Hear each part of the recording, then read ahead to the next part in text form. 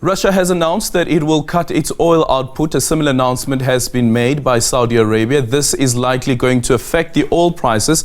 And you'd remember that we just recently experienced a price hike in our fuel prices here in South Africa. So what implications could this also have? Let's now speak to SABC News correspondent from Moscow. That is Dasha Cherynshova, who is joining us live from Moscow. Dasha, good morning. Thank you so much for making time for us. Why was this decision taken?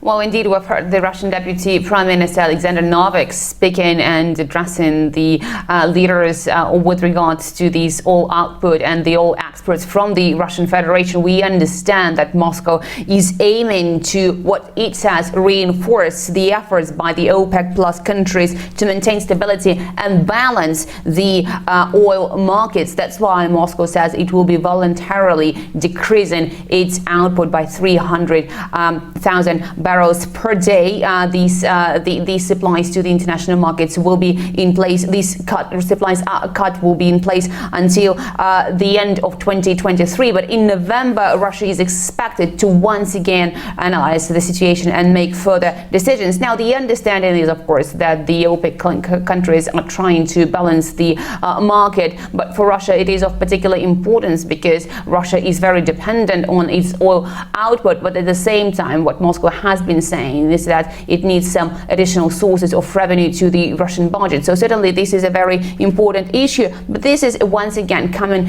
as an addition to the previous cuts in the output as well as in exports that have been announced earlier this year. Yeah, and is there a question around markets that Russia could sell this oil to? Is that one of the considerations that are being taken, also considering the sanctions that have been imposed on Russia? Well, obviously, the sanctions have changed significantly the context in which the Russian economy is operating. We are now seeing a weaker ruble that has lost a lot of its value over the course of the past months. It has been weakening, and that is, of course, something of concern for many Russians. But at the same time, the Kremlin was very adamantly saying that the Russians do live in the ruble zone. That's why they have not to worry that much about that situation. That's a rudiment of the past when they try to assess the Russian ruble against the US dollar. So when we talk about the oil market, of course, that is also in play here, and the Russian budget is dependent on the exchange rate, and the weak ruble is sometimes more profitable for the Russian budget so that it can sell less and gain more in terms of the domestic currency. But at the same time, of course, the Russian economy is largely dependent on its oil exports. We also understand that Moscow is trying to make new alternative routes that will be available for the Russian oil output and Russian oil exports. So certainly a lot of things are at play here, and the currency, the national currency, its exchange rate has to be taken into account as well. So we understand that the Russian budget is made in that way so that it is ready for any sort of development. That has been the position of Russia's finance minister Anton Siluanov, who has been speaking recently and saying that the priorities of the Russian budget for the upcoming years have to be taken into account the needs of the so-called special military operation in Ukraine. So all these issues taken into account, the oil prices does matter, and that's why Russia will be carefully monitoring the situation on the oil markets. Yeah, and since this war, we know immediately after the war last year, we saw what happened with the gas prices, and we also saw the impact that that has had on Europe specifically. Is this still a major problem for Europe? And what do we know about some of the mitigating plans that Europe is putting in place?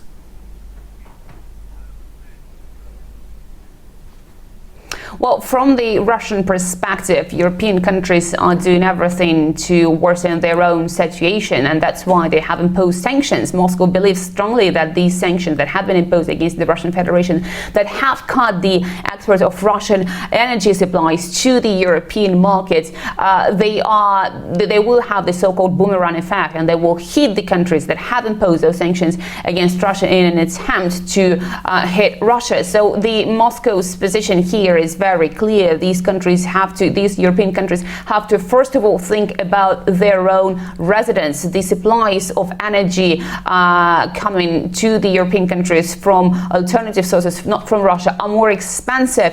That's according to the rhetoric that Moscow has been providing for months and even for years. So that's why Moscow says these countries have made a very difficult decisions for themselves, particularly for the residents there who have seen the bills for energy, the households grappling with those skyrocketing prices, with those checks they are receiving at the end of the month. At the same time, Moscow itself has been finding alternative routes for its energy exports. For instance, Moscow had suggested the creation of the gas hub in Turkey, and this has been in the making. We haven't had any details with regard to when that will start operation, but Moscow has been rerouting its energy exports. And it is a painful process because the whole logistics, the whole infrastructure has to be rebuilt. So obviously we are expecting this to have a very significant impact on both sides, on Russia, because it is losing the large part of its clients who were buying the Russian energy resources, and those clients in the European Union who used to buy cheaper energy from Russia. Yeah, and just finally speaking also about the European Union, we saw that there was a meeting with the ministers around aid for Ukraine. We know the decision that was taken by the US Congress as well in terms of aid for Ukraine as well. Do we see any possibility at all of finding a solution and also an end to this war?